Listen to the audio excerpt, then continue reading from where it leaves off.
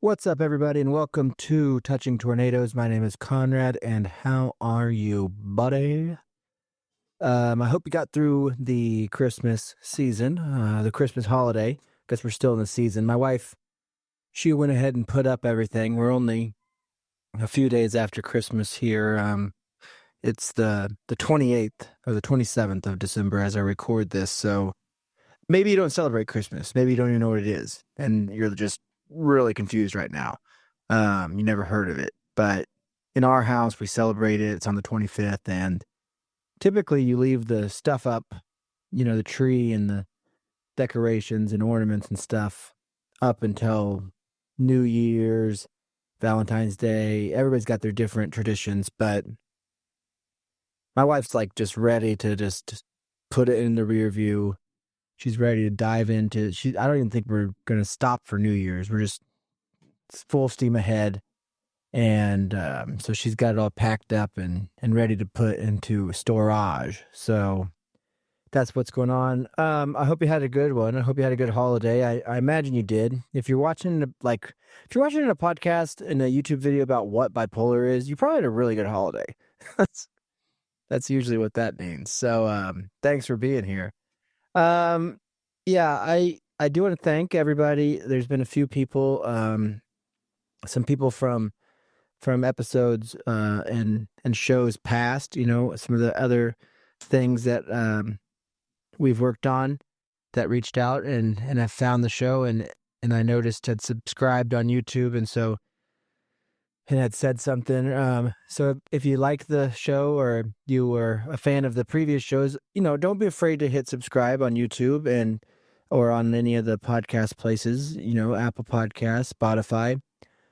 Just Touching Tornadoes. Subscribe, it helps, and we'll try to grow this.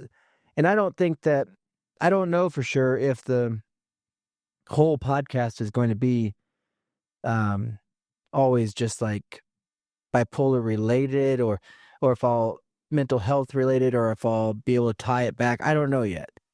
I tried to explain that in the last episode, but it's not that I don't think about it all the time. It's just that I don't know exactly how to, until we get through kind of what everything is and what's going on, then we can dive into what used to be and then how they mesh, because tonight is the night when two become one.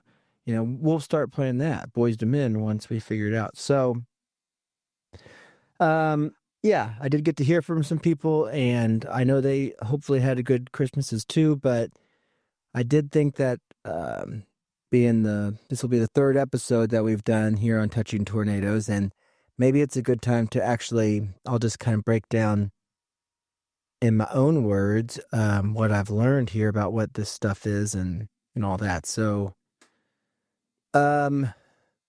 what is bipolar disorder? It's a mood disorder, which I don't really like that. It makes it seem like you can't, which I guess you can't control your moods, but that seems like somebody's just moody.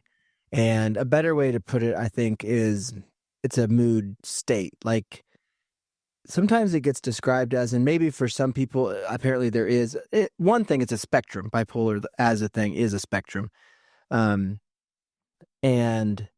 But within that spectrum, you get into mood states. So, and it doesn't typically, from what I've researched, mean that you go from waking up and you're in this manic mood, and then by the time you go to sleep, you're in this depressive mood, and they flip-flop and switch, throughout the day. It's more you stay within one of, at least for me, you are stuck in one of those mood states it becomes your state of mind or your state of mood for a prolonged period of time. So the best way, first I'll say I'll go into this. There's three main kinds. Bipolar 1 disorder, which is what I was diagnosed with. Bipolar 2 disorder and cyclothymia. And the differences of these is basically, in order to be once you have one full manic episode, you're typically diagnosed with bipolar 1 disorder. Because bipolar 2, it doesn't mean that it's less severe, because it might have a lot more major depressive episodes in bipolar 2, but most of the time the manic stuff is what they call hypomanic, which is, I guess, more of a less serious kind of mania, and it doesn't last for as long, like maybe up to 4 days, they say, and doesn't come with all of the, all the great things that a full-blown manic episode will come with. So, and then cyclothymic disorder is kind of thought of as like it might be more of the mood swings where um, you don't really have a full hypomanic or manic, you don't have a major depression, but you're just going in and out of these different moods, and that might be a quicker kind of roller coaster, they say. So there's something called a DSM-5, and there's a lot of what's weird is when you're like me, or you come from the kind of background I have, you're suspicious, and I guess the best word is you're conspiratorial. If you're familiar, I like conspiracy theories. I buy into them. Like, it takes almost nothing for me, almost zero evidence. Somebody could just be like, I work for the UFO factory, and I think that UFOs are over here. Like, did you hear this guy works for the UFO factory? I following up and diving into people's sources is not my thing. So I usually why would somebody say something? Like, why would somebody say something that they didn't believe? Is kind of how I always thought of it. Like, I don't need to check my sources. Why would they be saying it if it wasn't true? But apparently there's people that are sensationalizing things in order to make money, so you got to do your homework. But because of my conspiratorial background and my, that kind of thing, a lot of people, the DSM-5, it's just like, I forget what it's called, a diagnostic statistics manual for mental disorders is what it stands for. But this is the 5th edition. But by this time, everything's in there. I mean, that's what's so kind of irritating about this. Like, every symptom is listed, and everybody will have a few of these symptoms. And so in a way, everybody could be diagnosed with something. And so that's where it gets kind of do you really have this disorder, or are you just making it up? I think it takes kind of going through it and being around somebody that does really have it for people to be like, oh no, it's real. It's totally real. So, excuse me. I do have the DSM-5s though for bipolar disorder here, and I'll kind of give you, this is saying that in order to be diagnosed with a manic episode, these symptoms, it is also weird that I don't know what a lot of the psychiatric disorders that you're going to find people having are always or typically diagnosed based on symptoms alone. There's not so they are literally treating the symptoms, not the disorder, which has gave into that conspiratorial side. Is it really, does the medication help or hurt? And it's trial and error on a lot of this stuff. And it's also kind of new in the grand scheme of things. I don't know. I think the 70s is when they started using lithium, which is kind of apparently the gold standard for bipolar disorder treatment, before they got into other antipsychotics. And there's atypical and typical antipsychotics that people will take. And there's a lot of epilepsy drugs and seizure drugs are what were used as future mood stabilizers. So I'll go into what I'm on. And the thing is, when you talk about medication and bipolar disorder, or probably any psychiatric disorder, it's going to be different treatments for different people.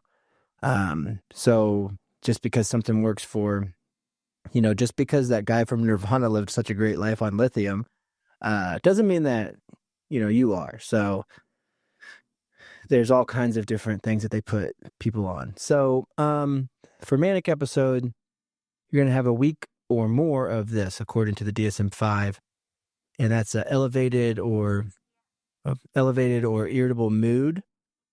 Check.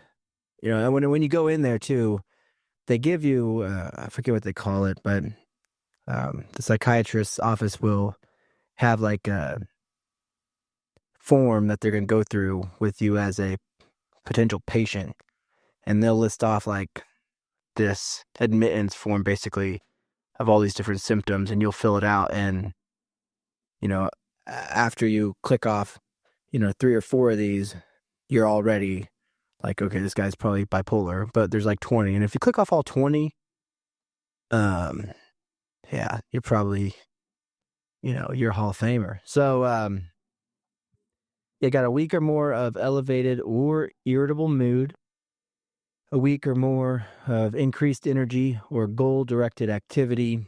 The racing thoughts is a big one. Talking more or pressured speech. It's almost like you can't let anybody else speak. And I know that when I was going through both manic episodes, but I have a one time with when we were running the restaurant in my first big mania, the pressured speech was hard. Like we went out a couple of times, and like I couldn't stop.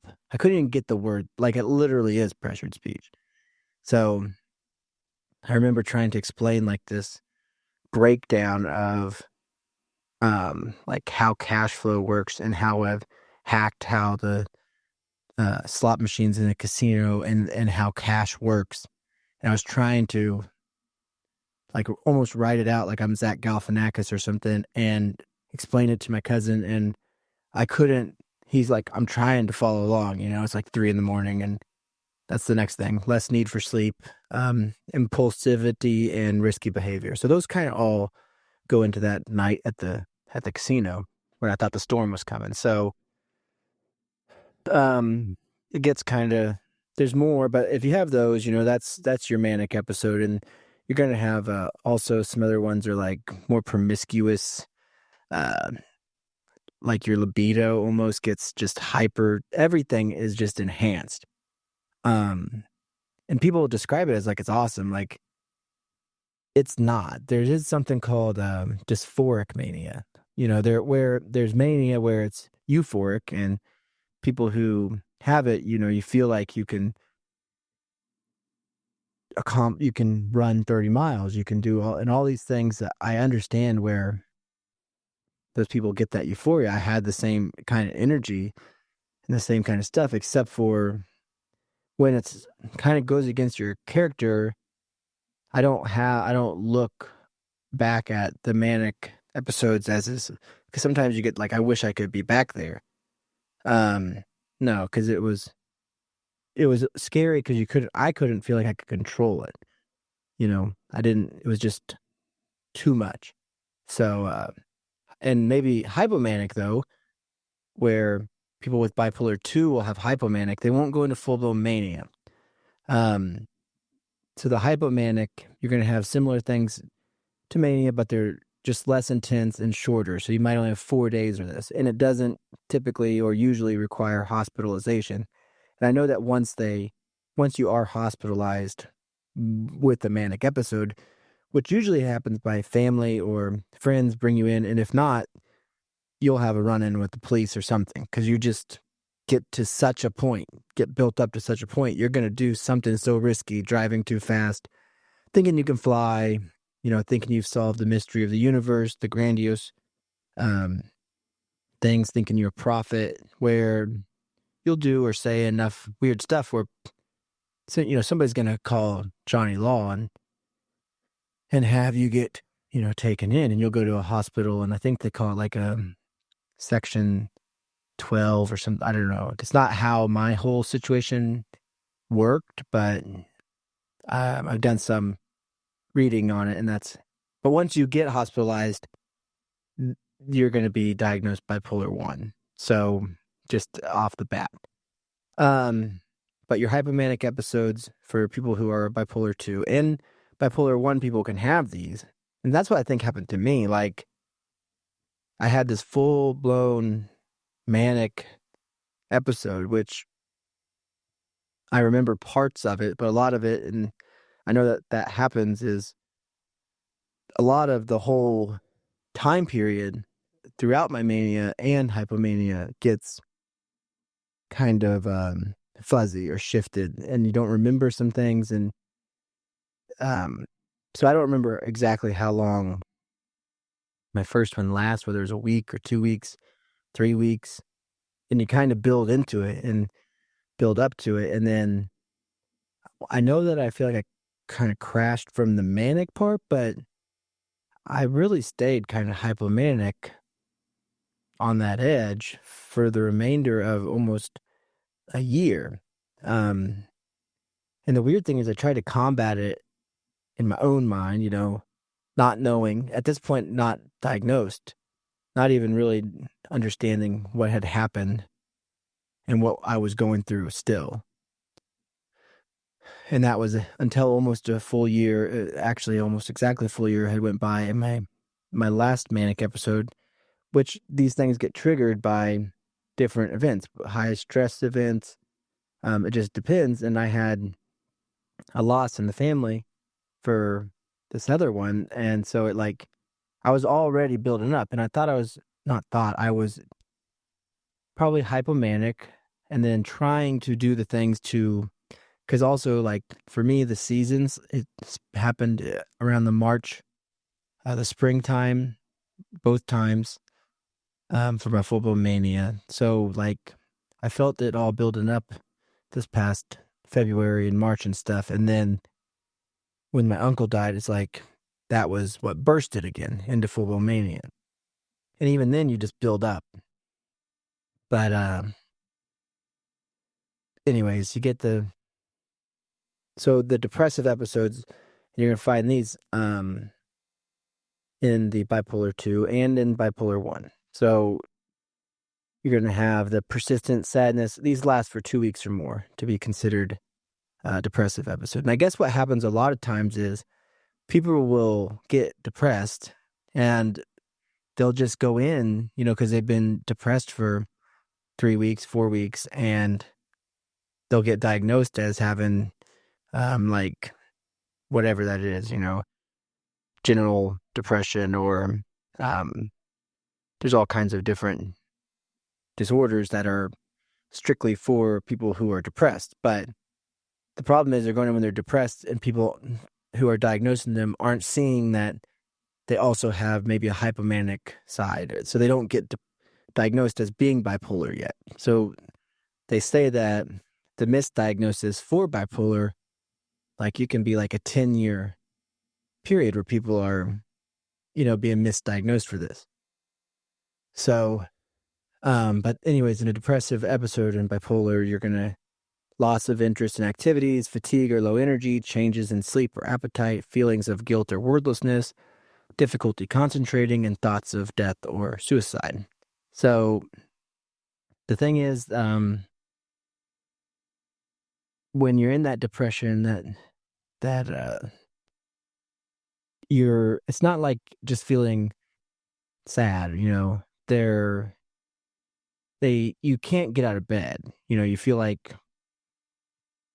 there's, for me, yo. Yeah. Sorry, I got a guest coming in the studios. Ladies and gentlemen, he was taping a special across the hall. What's up, buddy? Jonah. You gonna sit down and play? Thank you. Okay, well, I got about, what did I say? 20 more minutes or so on this. So Jonah's got his gaming studio going on in the podcast studio, so he'll be in here playing. What are you playing tonight? Rainbow Six? He's been doing a lot of Rainbow Six, and so anyways, so apparently the bipolar 2 people, they're going to have these depressive episodes and then just the hypomanic. The bipolar 1 people are going to have the mania and the depressive both. Now, there is something called unipolar, which is kind of, it makes it all very confusing, where once you kind of figure out where you're supposedly at on the spectrum, then there's parts where you start going back and you're like, well, I've never been depressed before. I've never felt like that before. So why is it now? And it gets confusing because they start throwing medications on there. Lots of things change, so there is a thing called unipolar depression and unipolar mania where you may only have one side of the spectrum, one side of this thing. And to me, that's kind of where I was at for up until this past time, is that I never really remember I definitely didn't have a huge depressive episode before. I never had felt like that. But then I'd also not been just given this kind of cavalcade of medications after they kind of will, you get diagnosed. It kind of strips you of your previous identity. It tells you what your new one is. And I know what people say that all the time. It's like, well, you're not your diagnosis. You're you, and your diagnosis is just something that you have. And it's like, okay, but it's hard to reconcile the two in the moment of it. So it's like, I know you're saying that I'm not malfunctioned or I'm not weird, but when you give somebody some sort of chronic lifetime illness, it's like, yeah, you have that, but it's not you. It's like, what's the difference, and that takes a while for you to kind of figure out. And the weird thing is, it's like, the difference is what you make it. The difference is what you want it to be. And it's a mindset thing. But when it all has to do with your mind, it gets weird because you don't trust where your mindset is coming from. You want to say, like, you don't want to say you deny it all. Otherwise, you're denying kind of things that everybody's been through. But you also don't want, if you accept it, then now you don't know if you have control over what this is. You don't have control over your mind. It's like, which is it? So that took me a little while. And that's what for sure was the biggest thing in knocking me down. And to my depression was like, well, I want to be able to say that it's a state of mind, or I can have this thing, but control it, all this stuff. But it's like, well, if my mind was the one that was causing it, how can I trust my mind to control it? That kind of thing. It's like, I don't know, maybe not a chicken or an egg thing. I don't know.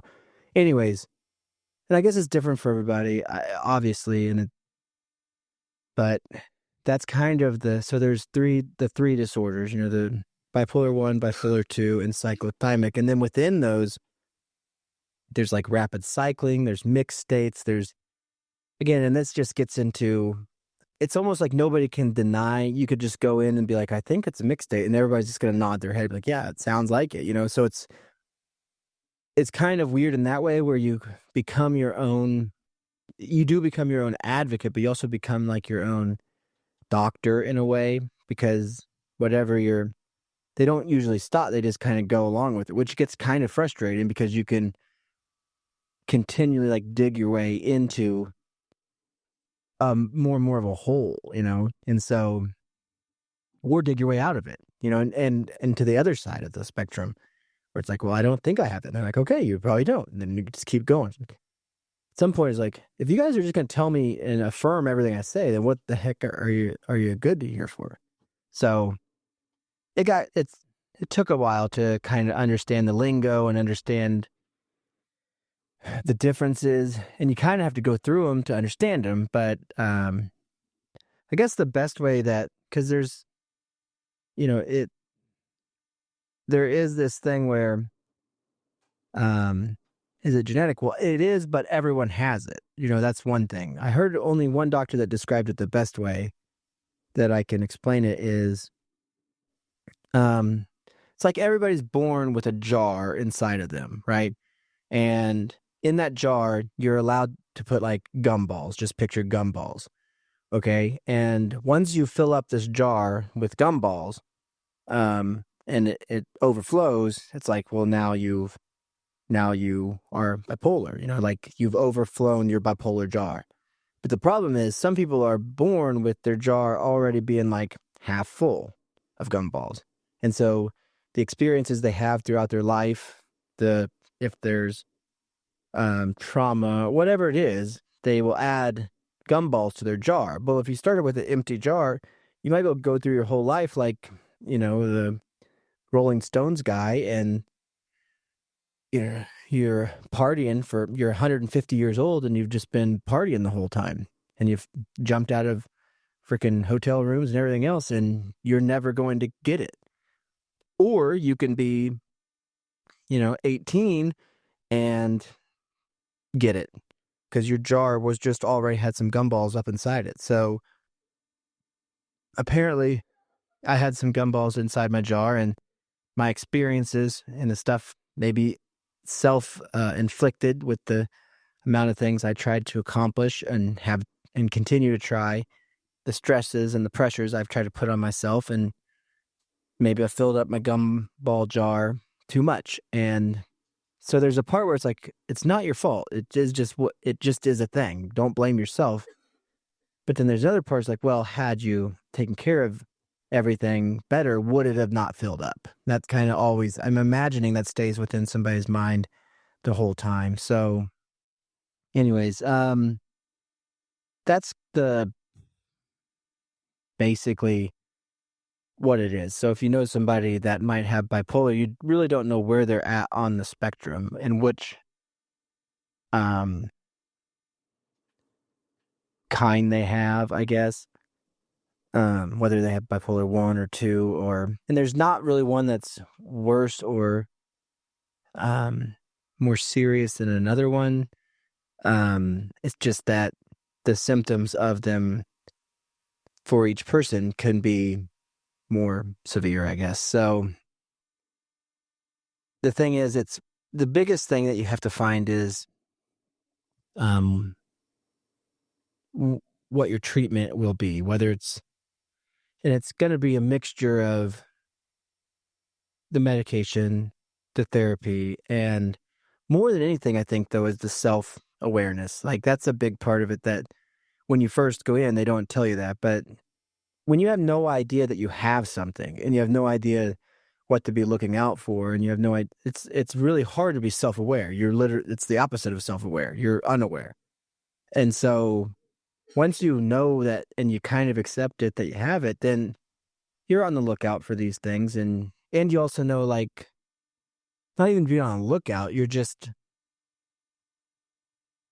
it really is like, once you know you can to me, at least so far, it's like, okay, well, I'll try to avoid doing anything that might be a trigger for the mania or for any of that, So how do you do that? It's like, well, you just change whatever parts of your lifestyle that might contribute to it, and biggest thing they say is like getting more sleep, but getting your medication right. Well, if you've never been on it your whole life and you're almost 40 and never taken medication, it's kind of hard to know where to start. But they definitely threw me on some I didn't agree with at the beginning. I mean, my body didn't, and I didn't, my mind didn't, but we've knocked most of them down to where they're a lower dosage, and really I'm only on one, now. So, and it's a pretty common one, the lamotrigine. And the funny thing is, it's the same one my brother, who also has bipolar disorder, is on. So it's pretty, at least if you understand that it's there's a genetic component, at least, to making you more susceptible. And that goes back to my jar theory, where maybe in your genes, because your brother or family member has it, yeah, maybe your jar starts with a little bit more jelly beans inside of it or bubble gums, but it doesn't mean you're going to get it. And it doesn't even really mean that your jar has any in it. It just is more possible, I guess. So there was a few questions that I had here.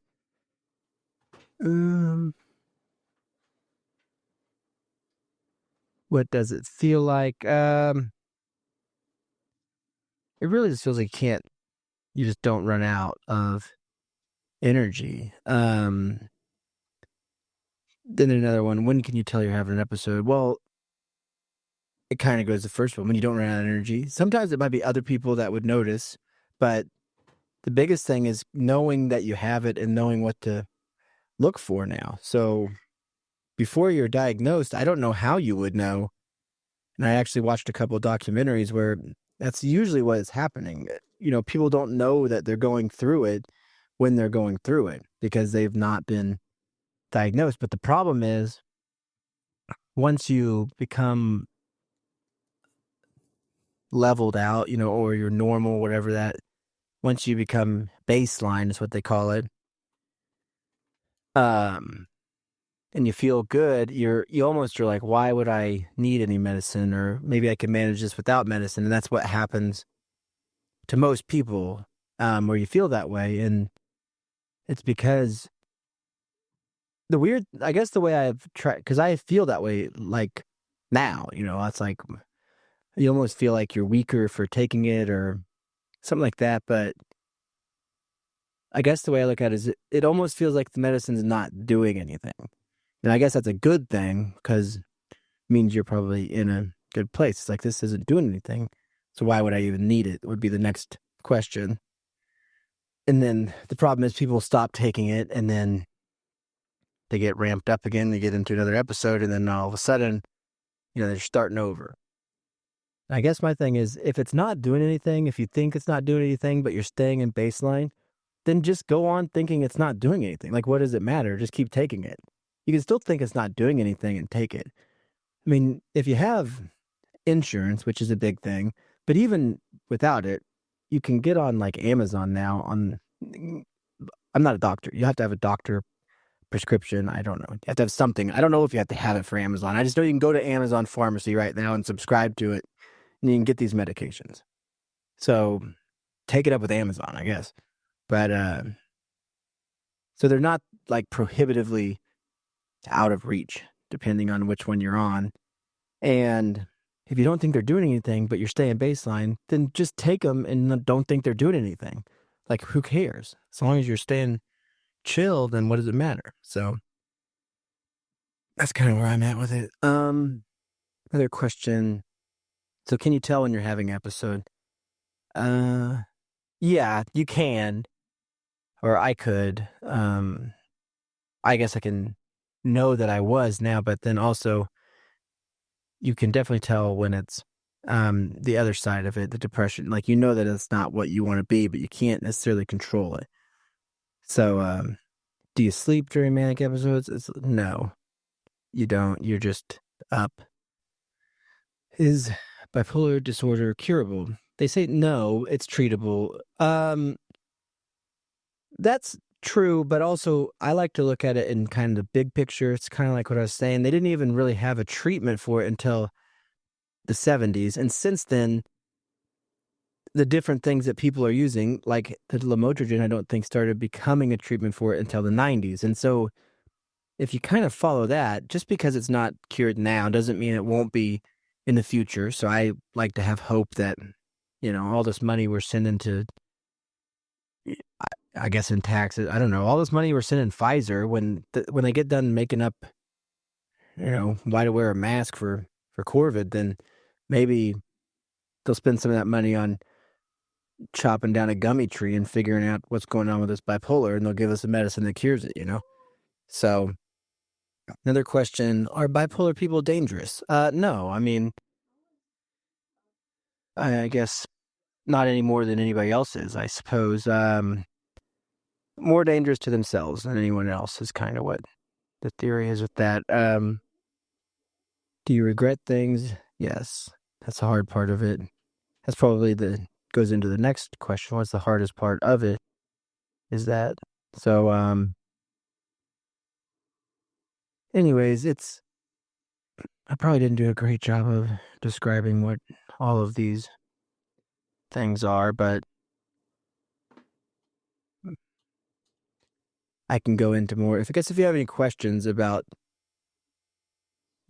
different kinds of bipolar or different symptoms that come with it or stories of it, just hit me up, touchingtornadoes at hotmail.com, and I can kind of go through those and answer any questions. And that's about it, I think. I mean, I don't know. Again, I don't know how. It's not always going. I don't know. It probably won't always be a show about that, but maybe. So it is what it is. So if you have any questions about it, let me know, and I'll try to think of some more things that we can go over as it pertains to bipolar, or I'll just try to start relating more things in my normal life to the disorder to kind of keep it on topic. So kind of a shorter episode tonight, but that's okay. I'm gonna get out of here, and you guys have a good New Year. If I don't talk to you before then, right now we're just sending them out weekly, but with shorter episodes, sometimes maybe there's a possibility. I got to figure out how to wake up at 5 in the morning. I'm trying to figure that out, then go run. The problem is it's just cold it's just really cold. And you get out there and you don't like freezing your old nibbles off, man. So it doesn't make you want to get up and go run at 5 in the morning and freeze it out. So I'm just going to try to. The weirdest thing about it is it doesn't really get much warmer by the time I do go do it. So you might as well just pull the Band-Aid off and do it. But that's hard to do. You just want to stay in bed. And sometimes I think it's like, man, I spent so much time not sleeping for so long with all the projects that we had going. It's like my body's just finally recovering. So I don't know. Anyways, working on getting up earlier, then maybe we can get down here and do this as like a more regular thing, like a more, instead of weekly, maybe bi-weekly, maybe more, just shorter episodes. So I guess you'll know. So subscribe to the show, share it with a friend, tell everybody, hey, here you go, listen to this. Here's somebody that's, like you, only has a bigger head. All right. Anyways, go light your meatloaf, everybody. Have a good New Year's, and we'll talk soon. Peace.